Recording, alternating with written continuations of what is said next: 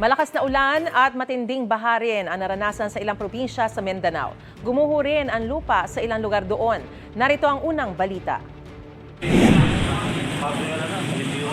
Dahil sa malakas na ulan sa Zamboanga City, umabot hanggang bewang ang baha sa barangay San Jose Gusu. Gumamit ng rubber boat ang mga rescuer para ilikas ang ilang residente.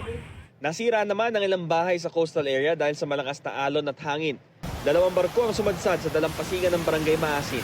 Isang passenger vessel naman ang halos dumikit sa seawall sa RT Lim Boulevard.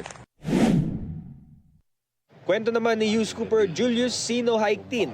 Nabagsakan ng puno ang bubong ng kanilang bahay sa Dapitan, Zamboanga del Norte. Dulot daw ito ng malakas na ulan at hangin. Ligtas naman ang kanyang pamilya. Sa Lebac, Sultan Kudarat, pinasok ng baha ang isang bahay sa barangay Purikay.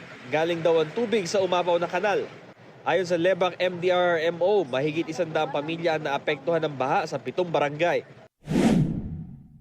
Sa bayan ng Calamansig, gumuhong lupa at kahoy ang humambalang sa isang kalsada sa barangay Sabanal dahil sa patuloy na pag-ulan.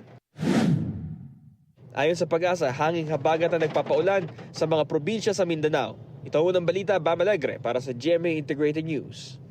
Gusto mo bang mauna sa mga balita? Mag-subscribe na sa GMA Integrated News sa YouTube at tumutok sa unang balita.